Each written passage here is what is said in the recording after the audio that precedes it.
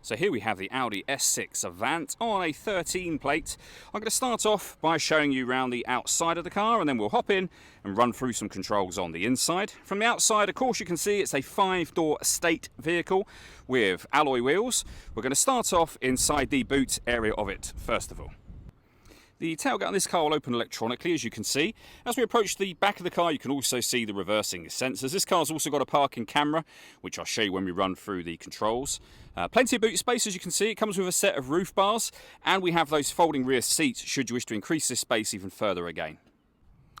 Okay, so we're just going to work our way back around to the front of the car, and then we'll hop in and run through some controls on the inside of it from there. But now that we've done a full circle, you can see it's in great condition and a fantastic looking car as well.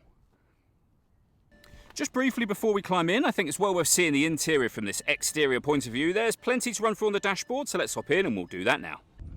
Okay, now that we're inside the car, we're going to start with the dials. On the far left-hand side, we have the coolant temperature gauge, then the rev counter, speedometer, and fuel gauge. In the centre, you can see the total miles of this car there, 72,321. You can change the information displayed above that using buttons on the steering wheel. We're on the kind of driving data menu at the moment. There are other menus available to you that you can have up here as well, and they are all accessed via the buttons over on the right-hand side.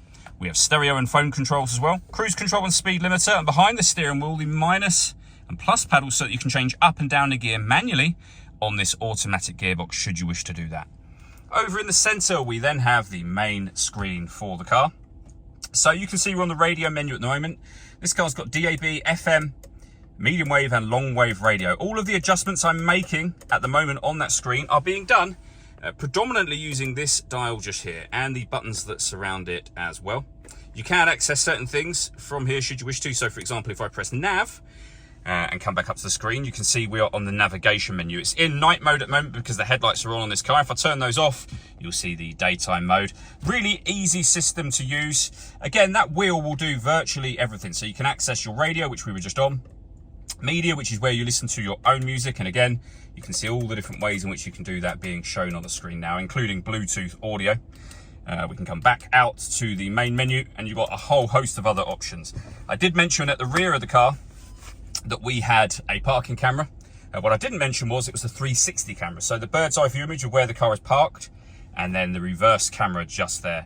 Along with the parking sensors, of course, they make it very easy to park this car.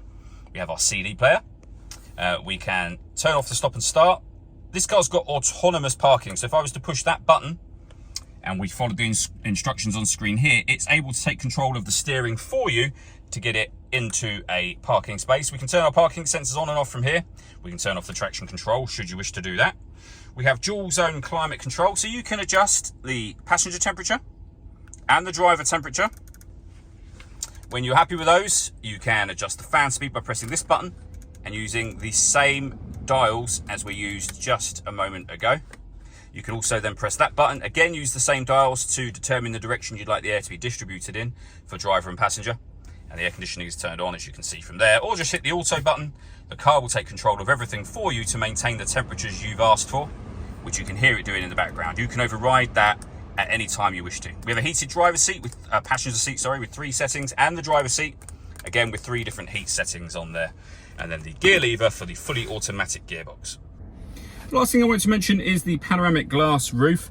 So we have a button that will open the sun blind. You can open the sun blind all the way to the back of those seats, and of course you can leave it like this if you wish to, and you can see it lets in a huge amount of extra sunlight to the car.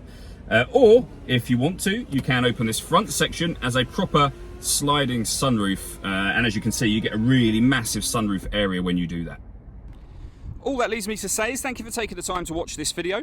If you'd like to come and see the car for yourself and have a test drive, please feel free to give us a call here at West Horsley Motors. We'd love to hear from you soon.